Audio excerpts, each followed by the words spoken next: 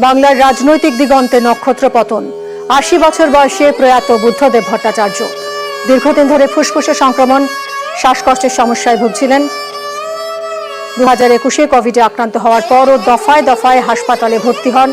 রাতে অবস্থার অবনতি হয়, সকালে পাম অ্যাভিনিউয়ের বাড়িতেই জীবনাবসান। বুদ্ধদেব অধ্যায়ের অবসান। প্রয়াত বাম আমলের দ্বিতীয় এবং শেষ মুখ্যমন্ত্রী।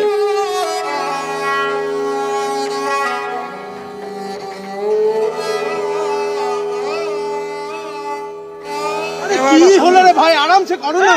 এই বড় বেশি কথা বলছিস তুই। হয় না আর পাওয়া যাচ্ছে না ভাই ভাই ভাই মাথা নিচে ভাই, মাথা নিচে ভাই। আরে কে রে?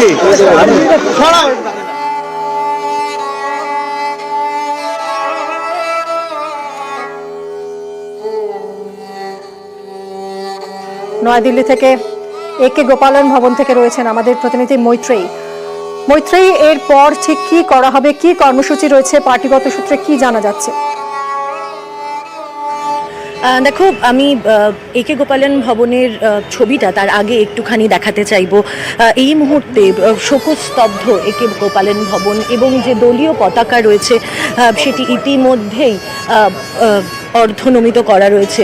কিছুক্ষণ আগেই তার দীর্ঘদিনের সহযোদ্ধা বৃন্দা কারাত এবং প্রকাশ কারাত তারা এসে পৌঁছেছেন একে গোপালন ভবনে। তারা জানিয়েছেন যে পরবর্তী কর্মসূচি দলের তরফ থেকেই জানানো হবে এবং তারাও তাদের বক্তব্য জানাবেন। কিন্তু কোথাও একটা যেন এই একে গোপালন ভবনের সেই শোকের আবহ সেটা যেন ঘিরে রয়েছে। অসুস্থতার কারণে দীর্ঘদিন এই একে গোপালন ভবনে আসতে পারেননি বুদ্ধদেব ভট্টাচার্য, কিন্তু একটা সময় পলিট ব্যুরোর সদস্য হিসাবে এখানে এই একে গোপালন ভবনে এসে একের পর এক বৈঠক করেছেন তিনি। আজ তাই এই ভবনের অলিন্দে বুদ্ধদেব ভট্টাচার্যর স্মৃতি বিজড়িত সমস্ত কথা যারা কর্মীরা রয়েছেন তারা মনে করছেন, তারা স্মৃতিচারণ করছেন বুদ্ধদেব ভট্টাচার্যর। দলের তরফ থেকে কলকাতায় যে পরবর্তী কর্মসূচি জানানো হয়েছে সেভাবেই চলবে বলে এখনো পর্যন্ত আমরা একে গোপালন ভবন যে যারা আধিকারিকেরা রয়েছেন তাদের সূত্রে জানতে পারছি। তবে আমরা আশা করছি আর অল্প কিছু সময়ের মধ্যে বৃন্দা কারাত এবং প্রকাশ কারাত তারা বেরিয়ে আসবেন এবং সার্বিকভাবে যদি আর কি কর্মসূচি করা হবে সেগুলোর ব্যাপারেও তারা বলবেন। মিমি,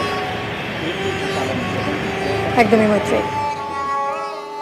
বিমান বসু, তার দীর্ঘদিনের সঙ্গী বুদ্ধদেব ভট্টাচার্য আজ প্রয়াত। পাম অ্যাভিনিউয়ে এসেছিলেন বিমান বসু।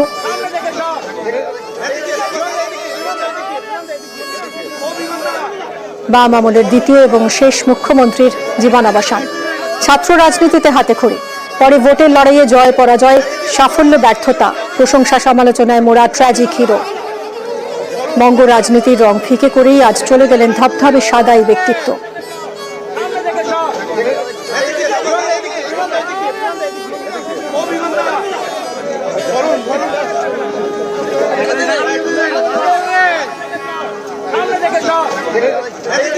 সরাসরি চলে যাব পাম অ্যাভিনিউ বাড়িতে রয়েছেন আমাদের প্রতিনিধি অভিজিৎ চন্দ্র। অভিজিৎ, ঠিক কি আবহ এই মুহূর্তে, কারা কারা এলেন, এর পরবর্তী কর্মসূচি কি হবে?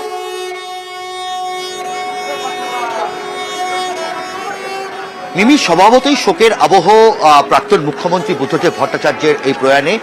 মোহাম্মদ সেলিম, সিপিএম রাজ্য সম্পাদক মোহাম্মদ সেলিম যেমন এখানে উপস্থিত ছিলেন, এখানে এসেছিলেন বিমান বসু থেকে শুরু করে সিপিএম দলের বিভিন্ন নেতৃত্ব, অভিনেত্রী তথা উষসী চক্রবর্তী, কিছুক্ষণ আগে আসেন শিল্পপতি হর্ষ নেওটিয়া। প্রত্যেকেই শোক, মানে বলা যেতে পারে যে বুদ্ধদেব ভট্টাচার্যের এরকম মৃত্যু তারা কেউ তাদের প্রত্যেকের কাছে অকল্পনীয়। 1944 সালের 1 মার্চ যে মানুষটা জন্ম হয়েছিল উত্তর কলকাতায়, সেই বুদ্ধদেব ভট্টাচার্য পরবর্তীকালে তার যে ঘটনা প্রবাহ, রাজনৈতিক ঘটনা প্রবাহ এবং যেভাবে বাংলার মস্তদে আসীন হয়েছিলেন এবং তারপর থেকে সাদা ধুতি পাঞ্জাবি এবং কোলাপুরি চপ্পল, সেই মানুষটা একটা আইকন হয়ে গিয়েছিল বাংলার বহু মানুষের কাছে। এবং সেই মানুষটার আজকে মৃত্যু, আজকে ভোরবেলা যখন তিনি প্রাতরাশ করেন তখনও কিছু বোঝা যায়নি, তারপরে হঠাৎ করে অসুস্থ হয়ে পড়েন এবং তারপরে তার অক্সিজেন স্যাচুরেশন দ্রুত নামতে থাকে। তার ব্যক্তিগত চিকিৎসক সম্রাট মাইতি ছুটে আসেন আলিপুরের যে বেসরকারি হাসপাতালে বারবার করে ভর্তি হতেন বুদ্ধদেব ভট্টাচার্য, সেই চিকিৎসকরাও। কিন্তু ম্যাসিভ কার্ডিয়াক অ্যারেস্ট, এবং তাতেই বুদ্ধদেব ভট্টাচার্যের প্রয়াণ। এবং রাজনীতিবিদরা শুধু নয়, বহু সাধারণ মানুষ তারাও তাদের কাছে এখনো অবিশ্বাসের মতন থাকছে যে বুদ্ধদেব ভট্টাচার্য আর নেই। সিপিএম সহ বামপন্থীদের কাছে বলা যেতে পারে যে বুদ্ধদেব ভট্টাচার্য গত লোকসভা ভোটেও যখন তার আগে যখন ব্রিগেড ডাকা হয়েছিল গত বিধানসভার আগে, তখনও বুদ্ধদেব ভট্টাচার্য আসতে পারেননি, কিন্তু তার বক্তব্য একটা অনুপ্রেরণা জন্ম দিয়েছিল। এবং বলা যেতে পারে যে এই বুদ্ধদেব ভট্টাচার্য দীর্ঘদিন ধরে গৃহবন্দী পাম এভিনিউয়ের বাড়িতে। এই পাম এভিনিউয়ের বাড়িতে দীর্ঘদিন ধরে তিনি গৃহবন্দী। সিওপিডির সমস্যায় তিনি আক্রান্ত ছিলেন, কিন্তু তবু লড়াই ছাড়েননি, তার পরিবারও লড়াই ছাড়েননি লড়াই চিকিৎসকরাও। তবু সেই লড়াই আজকে ব্যর্থ হলেও বলা যেতে পারে মরে গিয়েও জিতে গেলেন বুদ্ধদেব ভট্টাচার্য। সূর্যকান্ত মিশ্র, প্রাক্তন রাজ্য সম্পাদক সূর্যকান্ত মিশ্র, তিনি যেটা জানিয়েছেন যে তার দেহ আজকে রাখা থাকবে এবং বুদ্ধদেব ভট্টাচার্যের দেহ দান করা হবে। কোন মেডিকেল কলেজে দান করা হবে সেটা পরবর্তীকালে সিদ্ধান্ত নেওয়া হবে, তবে তার দেহ দান করা রয়েছে এবং তার দেহ দান করা হবে চিকিৎসার স্বার্থে। এবং আপাত মস্তক বলা যেতে পারে বিজ্ঞান মনস্ক এই মানুষটি একরোখা জেদি। এই মানুষটি 2001 সালে ক্ষমতায় আসীন হওয়ার পর একের পর এক তার বক্তব্য নিয়ে বহু বিতর্ক হয়েছিল। দলের মধ্যে যেমন বিতর্ক হয়েছিল, তেমন ভাবেই বাইরেও তাকে নিয়ে কম বিরোধিতা সহ্য করতে হয়নি। তবু বুদ্ধদেব ভট্টাচার্য তার বক্তব্যে একদম সবসময় আসীন থাকতেন। এবং এই বুদ্ধদেব ভট্টাচার্য এমন মানুষ যিনি বলা যেতে পারে যে আজকেও বাংলার রাজনীতি হয়তো এখানেই যে রাজনীতি বলা যেতে পারে দলীয় রাজনীতি। এবং একদমই অভিজিৎ, আমরা কিছুক্ষণ আগেই দেখলাম মুখ্যমন্ত্রী মমতা ভট্টাচার্য, তিনিও মুখ্যমন্ত্রী মমতা বন্দ্যোপাধ্যায় তিনিও কিছুক্ষণ আগে এক স্যান্ডেলে পোস্ট করেছেন, শোক প্রকাশ করেছেন। পশ্চিমবঙ্গের প্রাক্তন মুখ্যমন্ত্রী শ্রী বুদ্ধদেব ভট্টাচার্যের আকস্মিক প্রয়াণে আমি মর্মাহত। বিগত কয়েক দশক ধরেই আমি তাকে চিনতাম এবং গত কয়েক বছরে তিনি যখন অসুস্থ ছিলেন তখন আমি কয়েকবার তাকে বাড়িতে দেখতে গেছি। এই মুহূর্তে খুবই দুঃখিত বোধ করছি। এই শোকের সময় মিরাদি এবং সুচেতনের প্রতি আমার আন্তরিক সমবেদনা জানাই। আমি সিপিআইএম দলের সকল সদস্যা সমর্থক এবং তার সমস্ত অনুগামীদের আন্তরিক সমবেদনা জানাচ্ছি। এক স্যান্ডেলে শোক প্রকাশ করেছেন মমতা বন্দ্যোপাধ্যায়।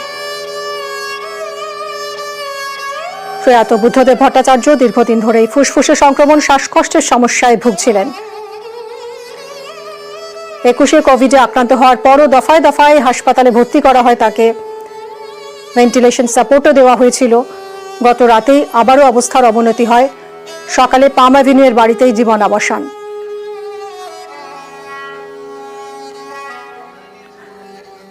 শোক বার্তা জানিয়েছেন বিজেপি রাজ্য সভাপতি সুকান্ত মজুমদার। এই দুঃখের সংবাদে আমরা অত্যন্ত মর্মাহত। তার শোকসন্তপ্ত পরিবারকে আমার তরফ থেকে, আমার পার্টির তরফ থেকে আমি সমবেদনা জানাই। মাননীয় বুদ্ধদেব ভট্টাচার্য পশ্চিমবঙ্গের অন্যতম জনপ্রিয় রাজনীতিবিদ ছিলেন। মতাদর্শগতভাবে ভিন্ন মেরুর লোক হলেও ব্যক্তিগতভাবে ওনাকে আমি অত্যন্ত সম্মান করতাম। তার ঈশ্বরের কাছে প্রার্থনা করি তার আত্মার সদ্গতি হোক এবং তার পরিবারকে এই দুঃখের সময়ে, এই কষ্টের সময়ে ঈশ্বর যেন শক্তি প্রদান করে এবং পরিবারের প্রতি আমি আবার আমার সমবেদনা জানাই।